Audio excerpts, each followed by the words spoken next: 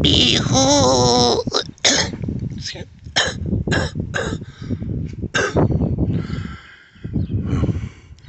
Excuse me.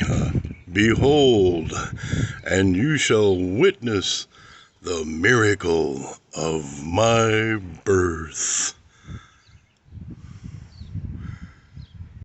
Okay, I got this red fur from a remnants bin at a foam store. I'm gonna turn it into a puppet, and I'm using this as the pattern. This is the center line. This is where the mouth goes. This is pretty much based on the stuff that Adam Krudiger does at puppetnerd.com, which is a really good site. Very creative guy. So I've got all this marked out. I'm going to cut it out, and then I'll sew it into a puppet. I actually have other stuff too.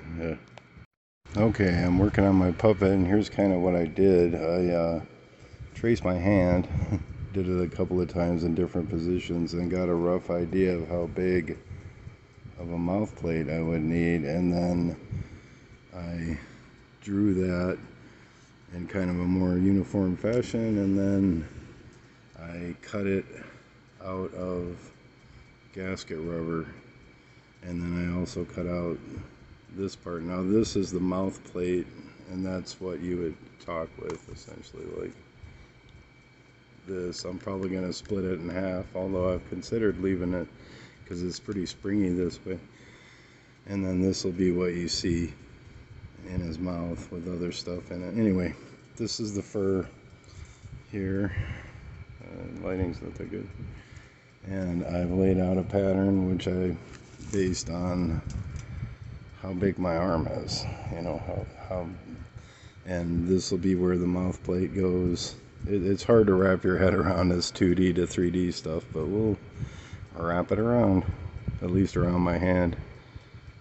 Okay, I have it cut out, so it looks like this. I don't know, I'm kind of worried that there's not going to be enough room in here for my hand and stuff, but I've been agonizing over this long enough. I'm just going to sew this together and then see where it goes from there. Okay, I got the edge all pinned up and ready to sew along here. Up to here. I'm not going to worry about this yet because I don't know what I'm going to do with the mouth yet, but we'll see.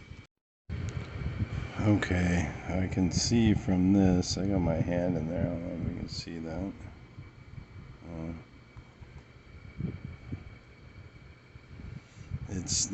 There's a design flaw here within my pattern.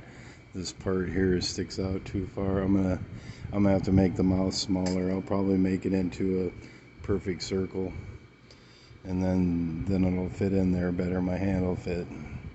Okay, now I've got the seam all sewed up, and I've pinned the mouth plate, at least the felt part, inside out, and then I'll just put them together, and then I'm gonna sew around here, and at the end I've got some stuff tucked in here that's going to be extra, so I gotta wait until I get there to see where I can cut and make a dart here so that the front fits.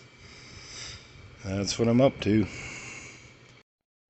Now I have everything all sewn up all the way around, the top dart, the mouth plate, and the bottom seam, and I'm going to glue the mouth plates on. The mouth plate's bigger than the mouth, which is what I want. I want the quote-unquote fur to go inside the mouth a little bit, and then I'll just trim it so you can see in the mouth. Anyway, I'm going to glue these on with contact glue using Gorilla Clear Glip.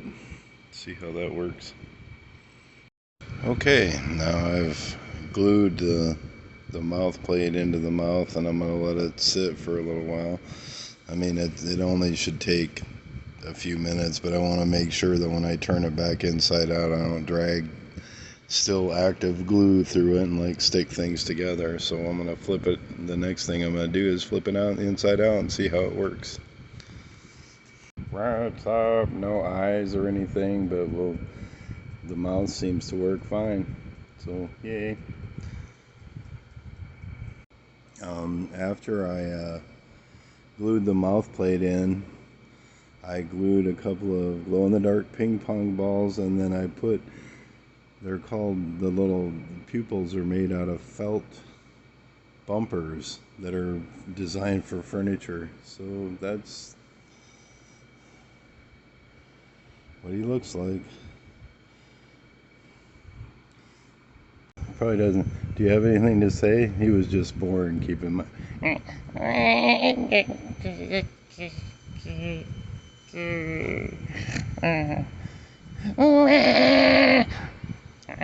kidding. I don't know how to find a voice for him, but that's what he looks like. How do you like it? Good stuff.